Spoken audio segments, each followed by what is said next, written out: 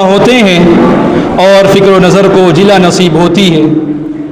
हज़रात, आज बज़्म नदवा की फ़िज़ाएँ सआदत व मसरत की इस नायाब इम्तिज़ाज पर रक़्सा हैं कि हमारे दरमियान वो दलीलुल क़द्र आबाक़िरा और कारवान इल्म व दानिश के वो नक़ीब जलवा अफ़रोज़ हैं जिनकी दीद तश्ना लबान इल्म के लिए बाइस तस्कीन और जिनकी मईयत दिलों के लिए सरमाया इफ्तिख़ार है। हम जमीयतुल इस्लाह के तमाम वाबस्तगान नाज़िम नदवतुल उलमा हज़रत मौलाना सैयद बिलाल अब्दुल हई हसनी नदवी दमत फ़यूज़ुहुम अल आलिया की सदारत में इस बाबरकत मजलिस का आगाज़ कर रहे हैं। हम क़ल्बी वारफ्तगी और खुलूस दिल के साथ अपने तमाम असातिज़ा किराम को खुश आमदीद कहते हैं। वो आए घर में हमारे खुदा की कुदरत है, वो आए घर में हमारे खुदा की कुदरत है, कभी हम उनको कभी अपने घर को देखते हैं। फ़जज़ाकुमुल्लाहु अहसनल जज़ा। मुहतरम हाज़िरीन, अब हम बिला किसी ताख़ीर के इस बज़्म का बाकायदा आगाज़ करते हैं और इसके लिए बिरादरम महमद सफ़वान को दावत देते हैं कि वो आएँ और तिलावत कलामुल्लाह से इस महफ़िल का आगाज़ करें। कुरान में हो गो तज़न ए मर्द मुसलमान, कुरान में हो गो तज़न ए मर्द मुसलमान, अल्लाह करे तुझको अता जिद्दत किरदार।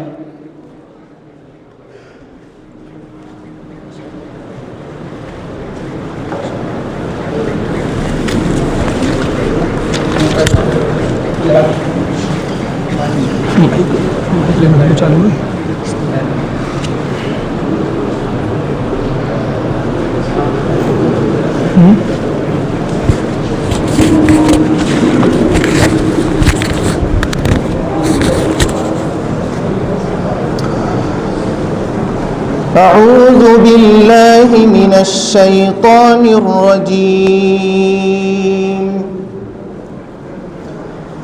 بسم الله الرحمن الرحيم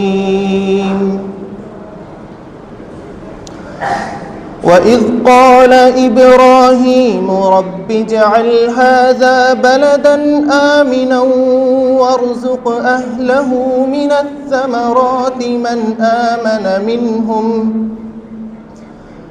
آمن منهم بالله واليوم الآخر قال ومن كفر فأمتعه قليلا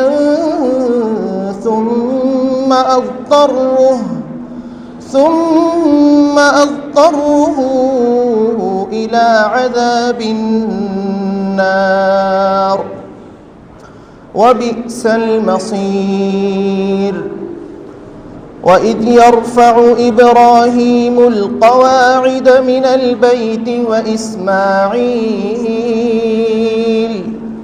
ربنا تقبل منا إنك أنت السميع العليم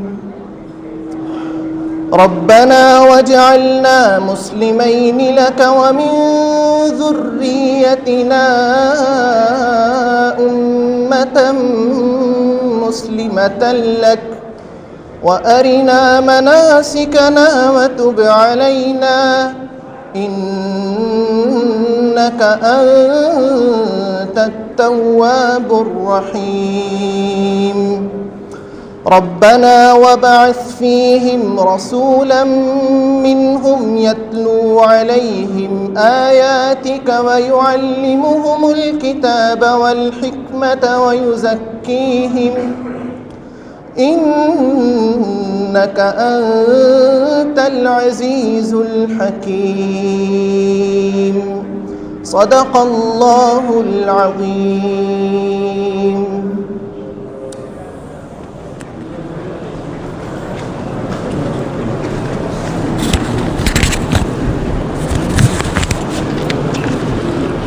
माशाअल्लाह। अब हम इसके बाद तराना नदवा पेश करने के लिए बिरादरम मोहम्मद कैफ़ को दावत देते हैं कि वो अपने रफ़क़ा के साथ आएँ और तराना नदवा पेश करें।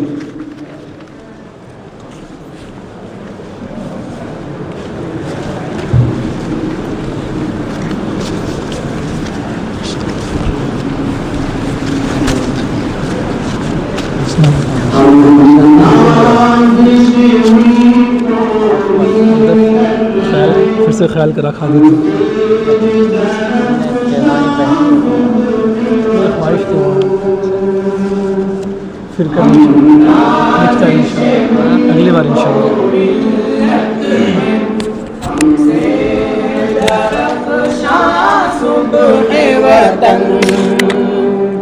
ہم تابش دین ہم نور یقین ہم حسن عمل ہم خلق حسن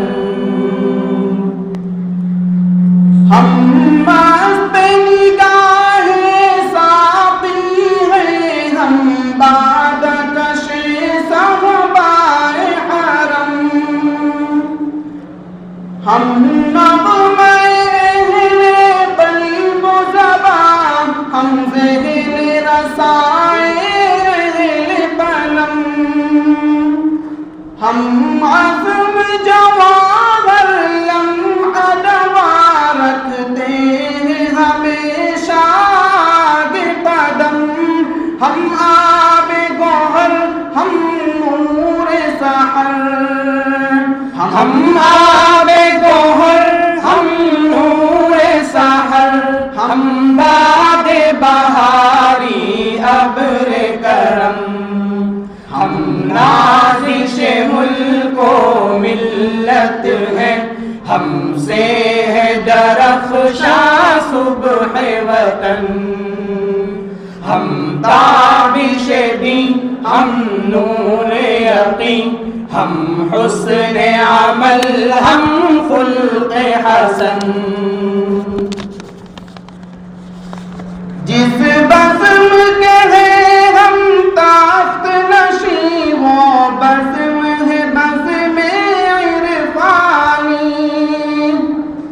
اس بزم کی ہے ہر صبح ہنسی ہر شام ہے اس کی نورانی یہ بزم ہے ان شاہینوں کی فطرت میں ہے جن کی سلطانی یہ قلب و نظر کی دنیا ہے یہ قلب و نظر کی دنیا ہے ہر نقش ہے اس کا لافانی ہم نازش ملک و ملت ہیں ہم سے ہے درخشاں صبح وطن ہم تابش دین ہم نور یقین ہم حسن عمل ہم خلق حسن گنجینہ فضل رحمانی وہ جس نے بلند اسلام کیا دانش قدائے شبلی جس نے پھر ذوق سخن کو عام کیا وہ بزم سلیمانی جس نے تحقیق نظر کا کام کیا انفاس علی نے روشن پھر انفاس علی نے روشن پھر ندوے کا جہاں میں نام کیا ہم نازش ملک و ملت ہیں ہم سے ہے درخشاں صبح وطن ہم تابش دین ہم نور یقین ہم حسن عمل ہم خلق حسن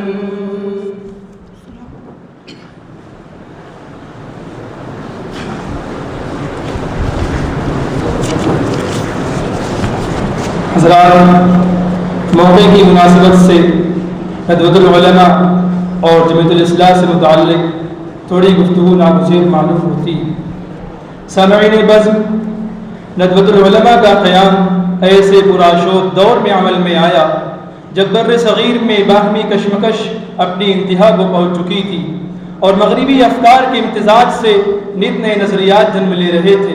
اس زمانے میں ارباب حل وقت کی کاوشیں مشترکہ نصب العین کے بجائے محض اپنی شناخت کے تحفظ اور فکری خلا بندی تک محدود ہو چکی تھی۔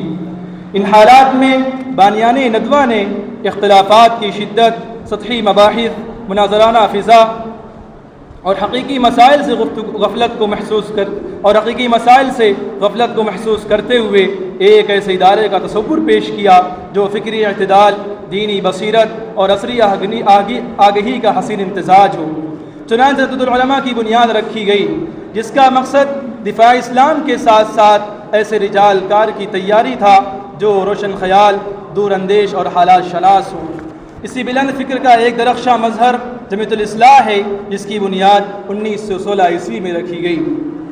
جمیعت الاصلاح اپنے نام کی طرح ایک جامع، ہمگیر اور ہمجیت تحریک ہے، ایک ایسا منظم پلیٹ فارم، ایک فعال انجمن اور ایک زندہ ادارہ ہے جو طلباء کے اندر علمی رسوخ، فکری پختگی اور عملی صلاحیتوں کو اجاگر کرنے کا فریضہ انجام دیتا ہے۔ یہ محض تقریبات کا مجموعہ نہیں بلکہ ایک تربیتی نظام، ایک اصلاحی تحریک اور ایک فکری کارگاہ ہے جہاں بزم خطابت، علمی مسابقات، ثقافتی پروگرام اور ادبی نشستیں طلباء کے ذوق کو جھلا، ان کے حوصلوں کو مہمیز اور ان کے فکر و شعور کو بلند پروازی عطا کرتی ہیں۔ یہی پلیٹ فارم ہے جہاں الفاظ کو تاثیر، افکار کو سمت ملتی ہے اور شخصیات کو نکھرنے کا موقع میسر آتا ہے۔ یہاں طالب علم محض سامع نہیں رہتا بلکہ متکلم بنتا ہے، محض قاری نہیں رہتا بلکہ مفکر بنتا ہے، اور محض تماشائی نہیں بلکہ عمل کا پیکر بن جاتا ہے۔ محترم سامعین، ندوے کی امتیازی شان یہ ہے کہ یہاں علم کو محض محفوظ نہیں کیا جاتا بلکہ اسے زندہ رکھا جاتا ہے۔ یہاں فکر کو محدود نہیں کیا جاتا بلکہ اسے وسعت دی جاتی ہے، اور یہاں شخصیت کو محض تعلیم نہیں دی جاتی بلکہ اس کی ہمجیت تعمیر کی جاتی ہے۔ یہی وجہ ہے کہ ندوے کے فضلاء دنیا کے مختلف گوشوں میں علم و دعوت، اصلاح و تربیت اور قلم و بیان کے میدان میں نمایاں خدمات انجام دے رہے ہیں۔ در حقیقت جمیعت الاصلاح طلباء کی ہمجیت تربیت، فکری بالیدگی اور عصری چیلنجز سے مقابلے کی صلاحیت پیدا کرنے کا ایک منفرد اور جرأت مندانہ پلیٹ فارم ہے جو علم کی گہرائی، مطالعے کی وسعت اور ابلاغ کے جدید ذرائع کے مؤثر استعمال کی ترغیب دیتا ہے۔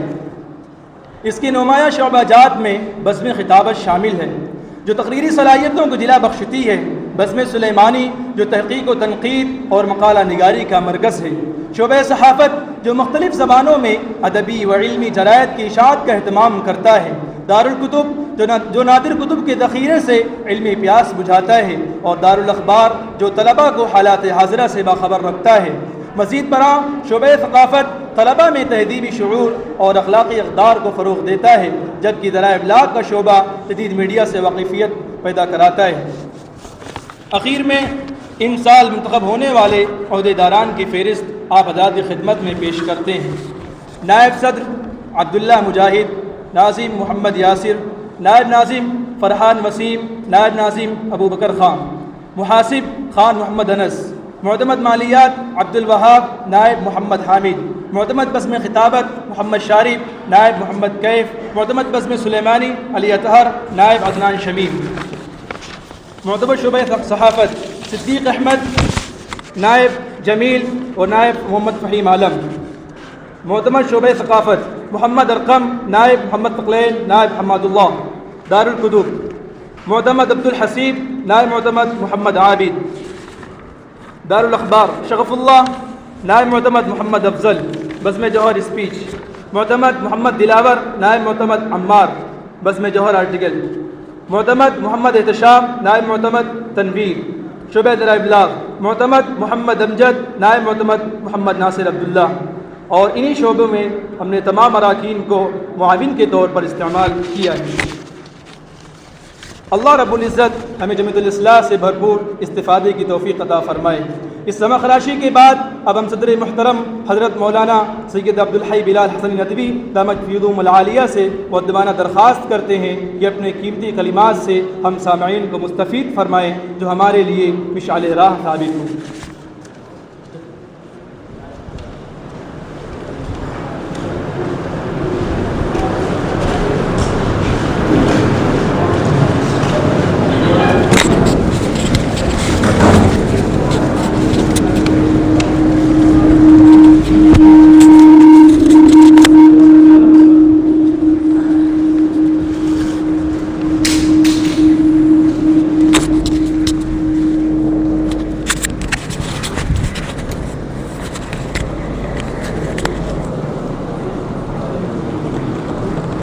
بسم الله الرحمن الرحيم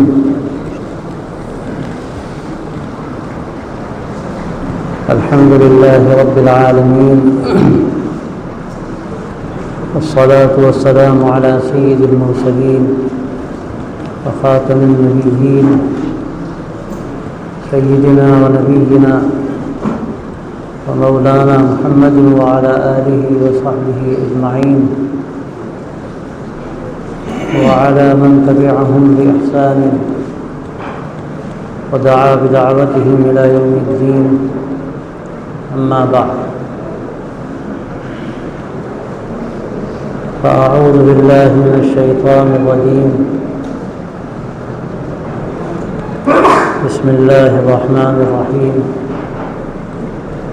الرحمن علم القرآن خلق الإنسان علمه البيان صدق الله العظيم.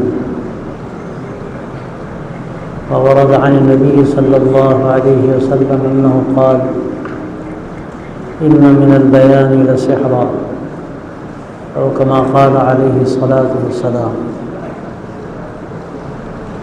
حضرات اساتذہ اور عزیز طلبہ، یہ خوشی کا موقع ہے کہ آج جمعیت الاصلاح کا افتتاحی پروگرام ہے. ندوۃ العلماء کی یہ ایک اہم انجمن ہے طلباء کی، جس کا آغاز آج نہیں بہت پہلے ہوا. ابھی ذکر آیا 1916 میں اس انجمن کا آغاز ہوا اور اپنے اپنے زمانے میں اس کے نظما منتخب ہوئے. بعد میں ان میں ایک بڑی تعداد ان حضرات کی ہے کہ جنہوں نے مختلف میدانوں میں دین کی خدمت میں بڑا اہم کردار ادا کیا، اور اس کے علاوہ جو حضرات سے دلچسپی لیتے رہے اور فائدہ اٹھاتے رہے، اللہ تبارک و تعالیٰ نے ان سے بڑا کام لیا تعلیم کے میدان میں، دعوت کے میدان میں. یہ جو آغاز ہے اس اعتبار سے اس کی بڑی اہمیت ہوتی ہے کہ اگر شروع سے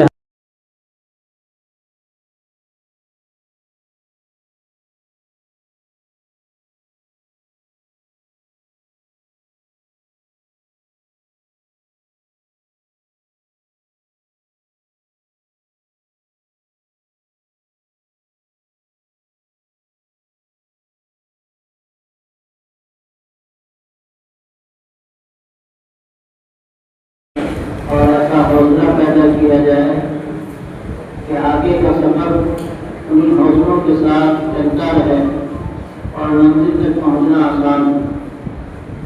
آپ کو جانتے ہیں کہ جمعیت الاصلاح کا جو مقصد ہے وہ ہر لحاظ سے آپ کو تیار کرنا ہے، خاص طور سے تبلیغ دین کے میدان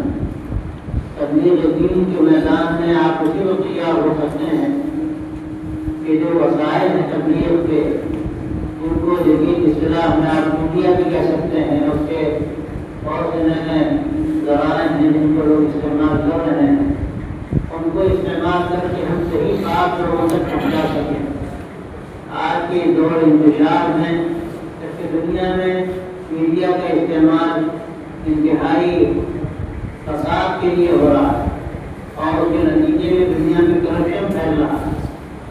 ہماری ذمہ داری ہے خاص طور سے ہمارے مدارس کے طلباء کی اور طالبین کی کہ وہ اس کا صحیح استعمال کریں اور اپنے اندر ایسی صلاحیت پیدا کریں کہ وہ بات جو پیش کریں تو لوگ متوجہ ہوں، لوگ بات ان کی شوق سے سنیں اور ان کے اندر بات کہنے کی وہ صلاحیت ہو، زبان بیان کی وہ صلاحیت ہو جو اثر انداز ہو.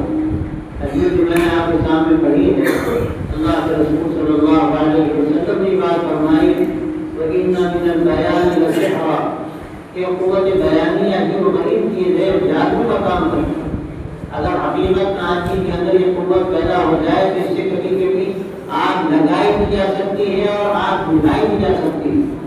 اللہ تبارک و تعالیٰ نے یہ موقع فرمایا ہے کہ آج یہ جو آغاز ہے جن کی کہ اسٹیج پر آپ بیٹھے ہیں اور یہاں اس انجمن میں آپ تشریف فرما ہیں، تو آپ یہاں سے اس کو طے کریں کہ ہمیں اس کا بہتر استعمال کرنا ہے۔ بڑے افسوس کی بات یہ ہے اور ہمیں اپنی خامیوں کو دیکھنا چاہیے کہ جمعیت الاصلاح کا جو ایک رول رہا ہے اور اس میں ہمارے طلباء بھی ذوق شوق سے حصہ لیا کرتے تھے، اس میں بڑی کمی نظر آتی ہے۔ ہمیں اسے فائدہ اٹھانے کی ضرورت ہے۔ اللہ نے آپ کو ایک میدان دیا، ایک ایسا اسٹیج دیا ہے جس کے ذریعے سے آپ اپنے اندر ایک طاقت پیدا کر سکتے ہیں کہ بیان کرنے کی طاقت، لکھنے کی طاقت، بولنے کی طاقت، یہ کوئی معمولی چیز نہیں ہے۔ 6 ملکوں میں انقلاب برپا ہوئے ہیں۔ اگر آپ تاریخ اٹھا کر دیکھیں تو ہر حیثیت سے آپ کو یہ چیز نظر آئے گی، وہ حضرات کے جنہوں نے کسی ملک میں بہتر انقلاب برپا کرنا چاہا، اور اسی طرح وہ لوگ کہ جنہوں نے ایک غلط فکر اختیار کی اور اس کے نتیجے میں انہوں نے ملکوں میں غلط انقلاب پیدا کیے، غلط روح پیدا کیا۔ لیکن اگر آپ دیکھیں تو ان کے پیچھے ایک طاقت ہے، بیان کرنے کی طاقت ہے، قوت گویائی ہے، ایک اثر ہے اس کا، جس کا نتیجہ پیدا ہو جاتی ہے، ایک آگ لگ جاتی ہے اور کام کرنے کا ایک ایسا جذبہ پیدا ہو جاتا ہے جو جذبہ عام طور پر اس کے پیدا نہیں ہوتا۔ تو اللہ تبارک و تعالیٰ نے آپ کو یہاں نزلۃ العلماء میں بھیجا ہے۔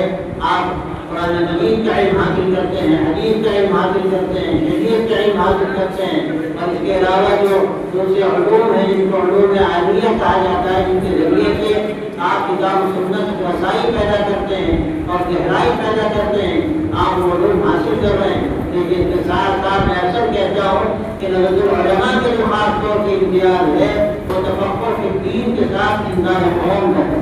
اگر ہمارے اندر تفقہ فی الدین کی صلاحیت پیدا ہو رہی ہے اور ہمارے اندر دین کی صحیح سمجھ، صحیح فہم پیدا ہو رہا ہے، تو یہ کوئی معمولی چیز نہیں ہے۔ آج کے اس دور میں جو کہ ایسے لوگ کھڑے ہو گئے ہیں، صاحب فکر اپنے آپ کو کہنے والے اور دین کی ترجمانی کرنے والے جو اپنے آپ کو سمجھتے ہیں، لیکن حقیقت یہ ہے کہ وہ دین کی ایسی ترجمانی کرتے ہیں کہ اس کا دین سے تعلق نہیں ہوتا، اس سے دین کی بنیادیں ہل جاتی ہیں۔ بعض مرتبہ ایسے حالات میں ہم پر بڑی ذمہ داری ہے کہ ہم اپنے اندر تفقہ فی الدین کی صلاحیت بھی پیدا کریں، ہمارے فکر کے اندر پختگی ہو اور دین کے اندر ایسا ہمیں فہم حاصل ہو کہ ہم دین بھٹکنے نہ پائیں، ہمارے پاؤں کہیں پھسلنے نہ پائے، ہمارے ذہن و دماغ میں کوئی ایسا اثر نہ ڈالے کہ ہم صحیح راستے سے ہٹ جائیں۔ ہمارے اندر یہاں قیام کے دوران ایسی پختگی پیدا ہو علم دین کے بارے میں اور ایسی گہرائی پیدا ہو، رسوخ پیدا ہو کہ جو ایک ترجمانی ہے دین کی، اور ترجمانی کا فریضہ ہم انجام دے سکتے ہیں۔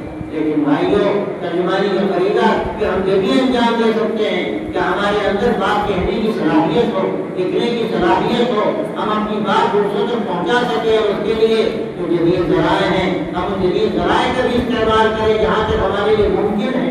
جو جواب کی حد تک ہمارے سامنے ایسے حالات ہیں، ایسے وسائل ہیں کہ ان کا اگر ہم استعمال کریں ہم دنیا کے کونے کونے تک پہنچ سکتے ہیں۔ اللہ تعالیٰ نے آج ہم کو اس کا موقع عطا فرمایا۔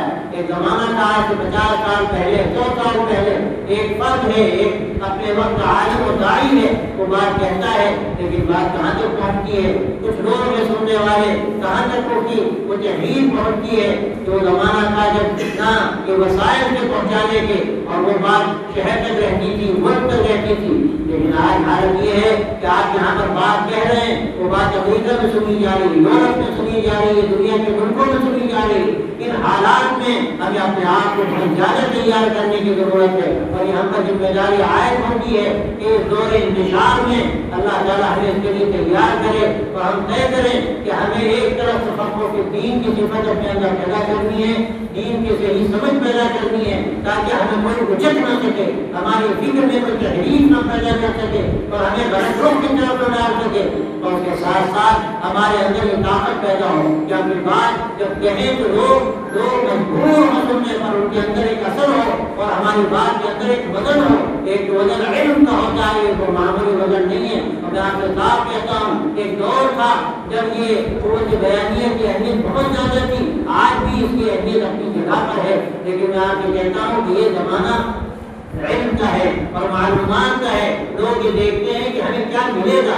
بعض مرتبہ یہاں تک ہوتا ہے کہ اگر کوئی اپنی بات کہہ رہا ہے اور اس کے اندر کوئی قوت بیانیہ زیادہ نہیں ہے لیکن معلومات ہیں، علم اس کے اندر ہے، تو لوگ مجبور ہوتے ہیں اس کی کی بات لینے پر اور اسے استفادہ کرنے پر. لیکن اگر اس کے ساتھ ساتھ ہمارے اندر یہ طاقت بیان کرنے کی مزید پیدا ہو تو اس کی بات الگ ہوتی ہے. اور عام طور پر جو عوام کا مجمع ہوتا ہے ان پر اس کا سب سے زیادہ اثر پڑتا ہے. اگر آپ بات جمہور تک پہنچانا چاہتے ہیں، جو عام لوگوں تک پہنچانا چاہتے ہیں، تو واقعہ یہ ہے کہ ایسے لوگ جو بات سننے کے لیے تیار نہیں ہوتے، ان کے سامنے بھی اگر آپ ایسے طریقے پر ایسے اسلوب میں بات کریں تو اثر انداز ہونے والا اسلوب ہے، مؤثر ہے، اور اس کے ساتھ ساتھ آپ کی بات میں مدد ہے، اس کے اندر علم کی طاقت ہے، اس کے اندر معلومات ہیں اور اس کے سورسز بہت مضبوط ہیں، تو لوگ آپ کی بات سننے کے لیے تیار ہی نہیں بلکہ آپ کے پیچھے آنے کے لیے تیار ہے. اور آج دنیا میں ایسے مردان کار کی ضرورت ہے، ایسے افراد کی ضرورت ہے جو لوگوں کو صحیح راستہ بتا سکیں،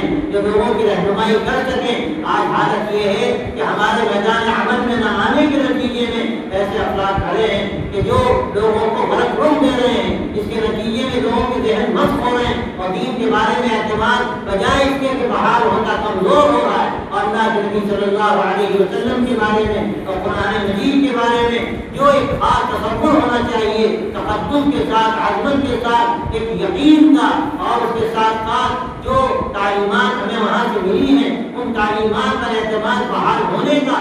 آج افسوس کی بات یہ ہے کہ ہمارے اندر وہ افراد کم سے کم ہیں کہ جو یہ صحیح طریقے پر دین کی ترجمانی کر سکیں. اور میں کہتا ہوں کہ اصلاح کا یہ اسٹیج آپ کو یہ سبق دیتا ہے.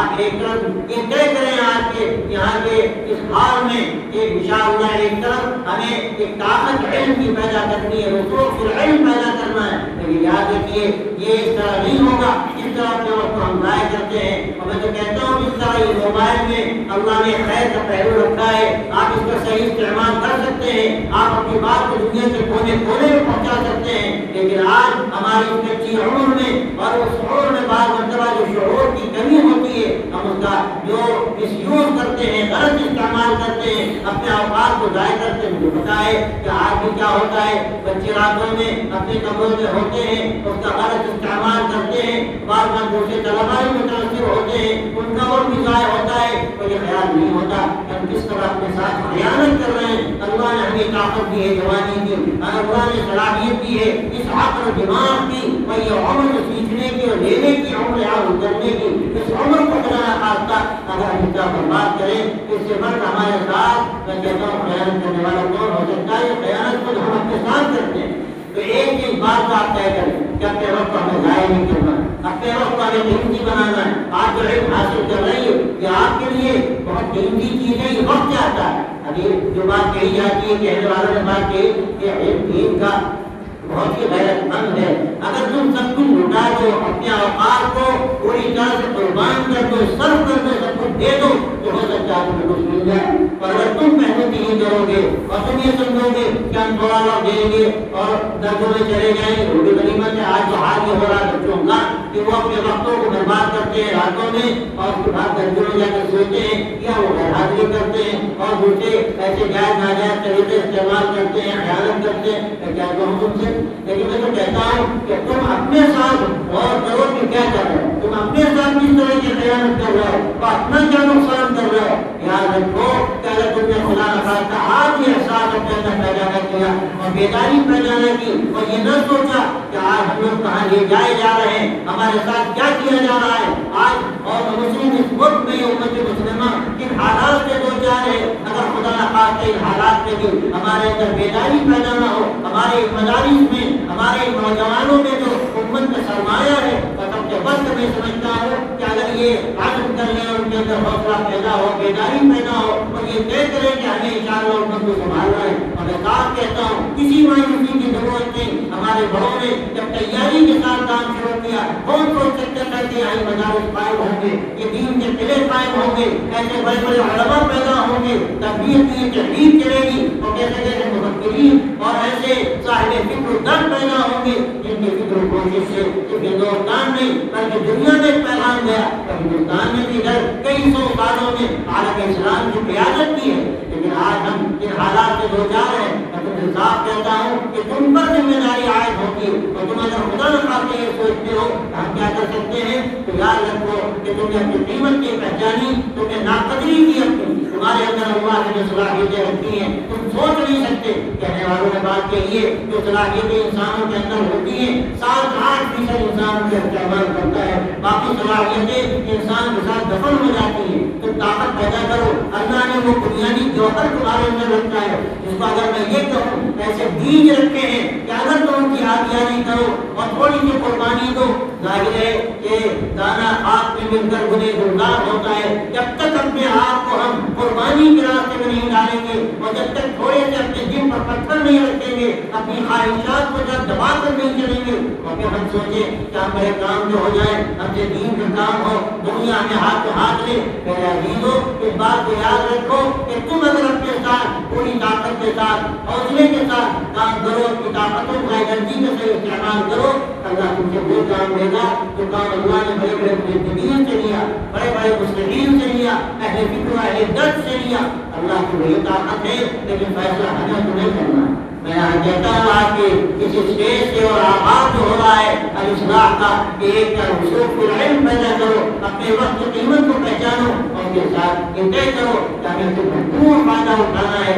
آج انگریزی زبان کی قیمت ہے, اللہ کے شکر ہے الاصلاح کے حساب میں یہ بھی ہے کہ واحد احمد میں جوہر ہے جس میں تمہیں انگریزی سکھائی جاتی ہے یا اس کا نظام بھی قائم ہے. یہ طے کرو یہ عالمی زبان ہے, تم اس میں بات لوگوں سے اپنی بات کہہ سکتے ہو, عالمی سطح پر اپنی بات پہنچا سکتے ہو. تو ایک طرف اردو زبان کی مہارت, دوسری طرف عربی زبان جو عالمی زبان ہے ہماری خاص طور سے مسلمانوں کی, اور یہ قرآن حدیث کی زبان ہے, اس میں گہرائی پیدا کرنا. اور پھر انگریزی زبان جو عالمی زبان ہے اس میں گہرائی پیدا کرنا, کم از کم اتنی صلاحیت پیدا کرنا کم طاقت کے ساتھ اپنی بات پیش کر سکیں. اور پھر ایک بات اور ہے کہ جو تمہاری مقامی زبان ہے, تم جس صوبے کے ہو اور جس علاقے کے ہو اور وہاں جو زبان بولی جاتی ہے اس میں بھی مہارت پیدا کرو. دعوت کے کام کے لیے ہمارے لیے ممکن نہیں کہ ہم اس میدان میں آگے آئیں جب تک اپنی زبان میں, علاقائی زبان میں بھی ہمارے اندر مہارت پیدا نہ. تم جانتے ہو انبیاء علیہ السلام کو اللہ تبارک و تعالیٰ نے بھیجا, ہر نبی کے ساتھ ایک طرح کی بات کہی گئی, بلسان قومی بلسان قومی. نبی کو بھیجا گیا, اس کی قوم کی زبان دے کر بھیجا گیا, اور یہ زبان کی معمولی نہیں تھی. خود حضور پاک علیہ السلام کے بارے میں دیکھو, اللہ نے آپ کو کیسی طاقت کی زبان و بیان کی. آپ صلی اللہ علیہ وسلم اصحاب العرب تھے, بنو ہاشم کو کہا جاتا ہے, قبائل میں وہ فصیح ترین تھے, لیکن ان میں بھی اللہ کے نبی صلی اللہ علیہ وسلم کو جو جوامع الکلم ملے اور جو زبان و بیان کی طاقت ملی, لوگ حاضر آ گئے. قرآن مجید کے بعد, اللہ کے کلام کے بعد اس کے آگے سب نے سچ جھکا دیے. پھر آپ صلی اللہ علیہ وسلم کی وہ زبان آپ کی قوت بیانیہ ہے, اس کے نمونہ تمہیں حدیثوں میں ملتے ہیں. میں مجھے کہتا ہوں یہ دعوت تبلیغ کی بنیاد ہے, اہمیت ہے اس کی. آج ہمارے علماء اس کی اہمیت کو نہیں سمجھتے.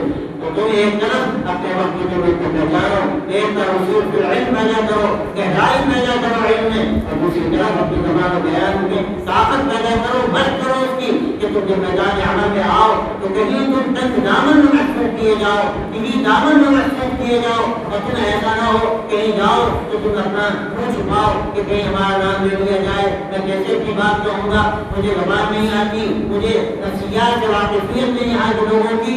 علماء کا امتیاز ہے, یہاں تعلیم پائی جاتی ہے, یہاں نفسیات کی بھی تعلیم دی جاتی ہے کہ تم جہاں کہیں جاؤ وہاں کے لوگوں کو جانو, ان کو معلوم کرو ان کے بارے میں کہ ان کی نفسیات کیا ہیں, یہ اچھا برا کیا سمجھتے ہیں. بعض مطلب ایسا ہوتا ہے ہم اچھی بات کہتے ہیں لیکن ایسا حقوق ہوتا ہے, اور نفسیات نہ جاننے کی وجہ سے بعض مطلب ایسی بات ہم کہہ دیتے ہیں کہ وہ بجائے میٹھی ہونے کے بجائے کڑوی ہو جاتی ہے, اور وہ دل میں ایسی لگتی ہے کہ اگلی باتیں ہماری کوئی سننے کے لیے تیار نہیں ہوتا. ہمارے حضرت کہتے تھے مولانا علی رحمۃ اللہ علیہ کہ دیکھو کھلے دروازے سے داخل ہو, اگر تم کھلے دروازے سے داخل ہوگے تو تمہاری حیثیت مہمان کی ہوگی, اگر تم دروازہ توڑو گے اور زبردستی داخل ہوگے تمہاری حیثیت ڈاکو چور کی ہوگی, وہ تمہاری بات نہیں سنے گا. اور کھلے دروازے سے اگر داخل ہوگے تو تمہاری عزت کی جائے گی اور تمہاری بات کہیں نہ کہیں سنی جائے گی. تو کھلا دروازہ کیا ہے؟ یہ کھلا دروازہ اگر حقیقت میں دیکھا جائے تو دعوت کا کامن پوائنٹ ہے, یعنی ایسی باتیں پہلے مرحلے پر کی جائیں کہ جس سے ہمارا مخاطب متاثر ہو, ہمیں اپنا سمجھے، یہ نہ سمجھے کہ جو ہمارے دشمن ہیں، یہ ہمارے مخالف ہیں، یہ تو ہمیشہ ہماری مخالفت کرتے ہیں. کیا نتیجہ نکلے گا؟ تمہاری کسی بات کے اندر وزن نہیں ہوگا. اور اگر تم ایسی بات پہلے کہو گے تو سمجھے وہ کہ ہمارے اپنے آدمی ہیں، ہماری خیر خواہی کی بات کہتے ہیں، وہ کہتے رہے ہیں، اس کے بعد جب تم بات کہو گے تمہاری بات کا وزن ہوگا. تو اس لیے بھی ہمیں نفسیات کو سمجھنے کی ضرورت ہے. ہم جن لوگوں سے بات کرنا چاہتے ہیں ان کے لیے اچھا کیا ہے، برا کیا ہے، کن باتوں سے معلوم ہو سکتے ہیں، پہلے ہمیں وہ باتیں کرنی ہے. پھر تو وزن ہے یا زبان و بیان کا. اور قرآن مجید میں اللہ تبارک و تعالیٰ نے بات فرمائی. میں نے سورہ رحمان کی ابتدائی آیتیں پڑھی. الرحمن علم القرآن خلق الانسان علمہ البیان. اللہ تبارک و تعالیٰ نے سب سے پہلے اپنی صفت رحمت کا ذکر فرمایا کہ ہمارے کاموں کے لیے بنیادی حیثیت رکھتی ہے. یا جب کو دعوت کا کام ہو، بات پہنچانے کا کام ہو، سب سے زیادہ جو چیز مؤثر ہے وہ تمہارے اندر کے اخلاق ہیں، تمہارے اندر کی شفقت و محبت ہے، جو سب سے زیادہ دلوں کو وہ دینے والی چیز، اثر انداز ہونے والی چیز ہے. اور اس کے بعد فرمایا الرحمن علم القرآن. وہ اللہ ہے جس نے ہمیں قرآن مجید سکھایا، قرآن مجید ہم کو دیا.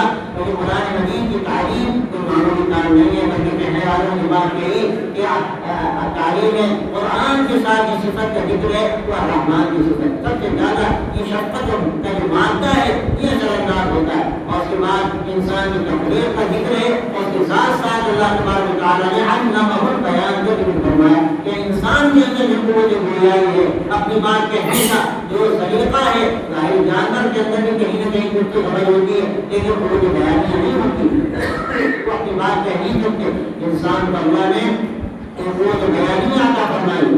تو اس کا خیال رکھنا ہے کہ اللہ نے طاقت دی، طاقت کو بڑھانا، اس طاقت کو ہمیں اس قدر تک پہنچانا کہ ہم اپنی کیفیات منتقل کر سکیں. اور عالم صاحب نے بڑی اچھی تعریف کی فرمایا کہ اپنی بات منتقل کر دینے کے لیے زبان کافی، لیکن کیفیات کو منتقل کرنے کے لیے ادب کی ضرورت ہے. اگر تم اپنی بات کیفیات کے ساتھ، طاقت کے ساتھ منتقل کرنا چاہتے ہو تو تمہیں ادب میں مہارت پیدا کرنی پڑے گی. اور اپنی بات کو وزن کے ساتھ کہنے کے لیے اس زبان کی قلم کی کر دینا چاہتا کہ نہیں، اس کا جو اس کے اندر جو بلاغت ہے، اس کی جو اعلیٰ کیفیات ہیں، تمہیں وہاں تک پہنچنا پڑے گا، زبان میں مہارت پیدا کرنی پڑے گی. تو یہ الحمدللہ بہتر آغاز ہو رہا ہے اور مجھے خوشی ہوئی، اللہ کا شکر ہے. مجھے اچھا لگا کہ جس طرح ترانہ پڑھا گیا، بہت دنوں بعد ایسا ترانہ میں نے سنا.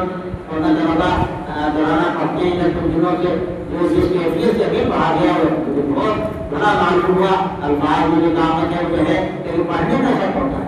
یہ جو پڑھنا ہوتا ہے اس کا ایک اثر ہے. اس کے جو واقعات ہیں یہ جانوروں پر اس کا اثر پڑتا ہے. کبھی خانی کیا ہے، جانوروں پر اثر پڑتا ہے. ایک واقعہ لکھا ہے جب کی تاریخ میں کہ کسی شخص نے اونٹ کو جڑوایا اور اس کے ساتھ جب مجھے کھانی شروع کی اس کو دیکھ ہی دور جانا تھا اور وقت کم تھا. وہ دوڑاتا رہا اور مجھے کھانی کے نشے میں وہ دوڑتا رہا یہاں تک کہ اس کا کلیجہ شک ہو گیا.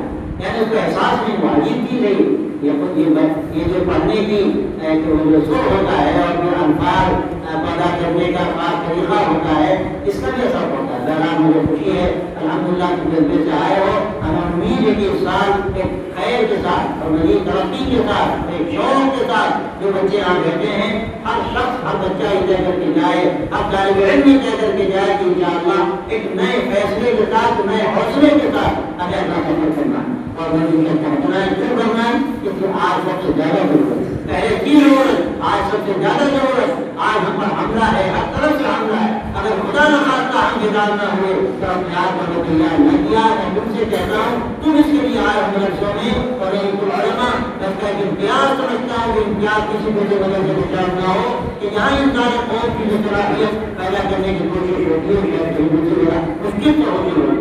اس لیے تو اپنے آپ کو تیار کرو اور طے کرو کہ انشاءاللہ ہمیں کام کرنا ہے، ہمیں کام کا بننا ہے. ہم میدان عمل میں انشاءاللہ جب آئیں گے لوگ ہمیں ہاتھ دیں گے، لوگ محسوس کریں گے کہ یہ ہے جن سے ہمیں راستہ ملے گا، جس سے ہمیں زندگی کا طریقہ ملے گا.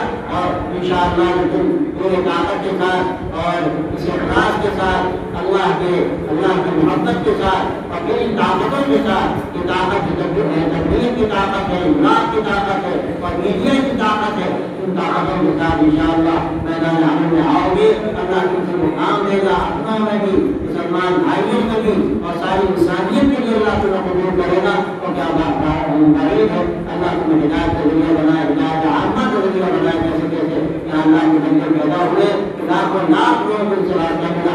तो अल्लाह ने तुम्हीं में से अफराद पैदा किए हैं, अब तुम्हें इंतखाब करना है कि इंशाअल्लाह हम ही वो होंगे, अल्लाह हमसे काम लेगा, लेकिन उन्हीं हजरात की मेहनत, उन्हीं हजरात का जज्बा, उन्हीं हजरात का इखलास, उन्हीं हजरात की तब जिंदगी, इसकी जरूरत है। तो उनके हालात पढ़ो, इंशाअल्लाह तुम्हें रास्ता मिलेगा, तुम्हें चीज़ों को पहचानो। और ये चीज़ें जो तुम्हें गलतों की तरफ ले जाती हैं, तुम्हें बर्बादी की तरफ ले जाती हैं, उन बातों से इंतहाई एहतियात तालिम है, ताकि अल्लाह तुम्हें काम का बनाए। मैं फिर मुबारकबाद देता हूँ नाज़िम अल-इस्लाह को और उनके मुआविनीन को, नाइबीन को, नायब सदर को और सबके मुरब्बियान इस्लाह को, अल्लाह के असातिज़ा को, तुम सब जितने बच्चे यहाँ बैठे हैं करवा है, उन सबको हम मुबारकबाद देते हैं। अल्लाह ने तुम्हें फिर यहाँ अल्लाह ने तुम्हारे लिए इंतखाब किया, तुम्हारा सफर शुरू हो रहा है। अब तुम तय करो इंशाअल्लाह पूरे जज्बे के साथ, पूरी मेहनत के साथ, पूरी अमानत के साथ, पूरी तरतीब के साथ इंशाअल्लाह हम सफर करेंगे और मंजिल तक पहुँचेंगे और लोगों को इंशाअल्लाह मंजिल के रास्ते बताएंगे और पहुँचाएंगे। अल्लाह हमसे कुछ तौफीक दे, कबूल करे। आखिर दावाना अल्हम्दुलिल्लाह रब्बिल आलमीन। اللهم لك الحمد والشكر، اللهم على نفسك سبحانك انك ما سمعت على نفسك. اللهم صل وسلم وبارك على سيدنا ونبينا ومولانا محمد وعلى اله وصحبه اجمعين. ربنا تقبل منا انك انت السميع العليم وعلمنا انك انت التواب الرحيم. يا حي يا قيوم برحمتك نستغيث اصلح لنا شاننا كله ولا تكلنا الى انفسنا طرفة عين. اللهم انا نسالك علما نافعا وقلبا خاشعا ولسانا ذاكرا وعملا متقبلا. يا حي يا قيوم وذا الجلال والاكرام. يا الله ساعات وكذا آغاز فرما. يا الله کے انجام کو سیاحت فرما.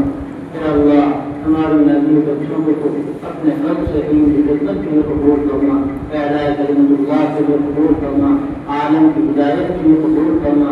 یا اللہ ان کے اندر وہ صلاحیت پیدا کرنا. اور خود یا اللہ ان کی حفاظت کرنا اور ان کو توفیق عطا کرنا کہ اپنے آپ کو اس قابل بنائیں جن کے ذریعے سے دین میں دین کی تربیت کا سامان ہو اور عالم میں روشنی پھیلنے کا، ہدایت کا عام ہونے کا سامان ہو.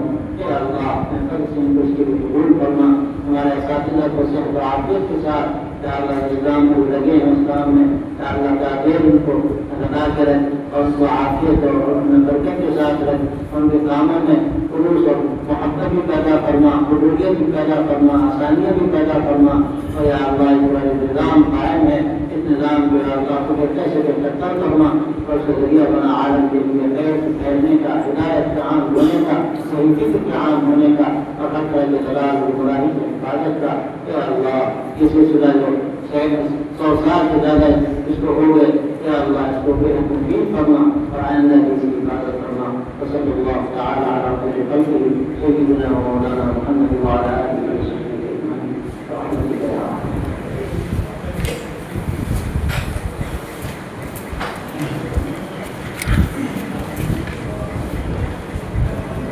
ایک مرتبہ پھر ہم پہلے سے شکر گزار ہیں صدر محترم کا. اسی طریقے سے نگران اعلیٰ حضرت مولانا شیخ ریاض احمد صاحب نقوی کا، اسی طریقے سے مولانا کمال حسن صاحب نقوی کا، انہوں نے اپنا قیمتی وقت نکال کر ہمارے اس مجلس کے تشریف لائے. اور اسی طریقے سے شکر گزار ہیں مربیان اصلاح کا جو ہمیں سر قدم پر ہمارے رہنمائی کرواتے ہیں.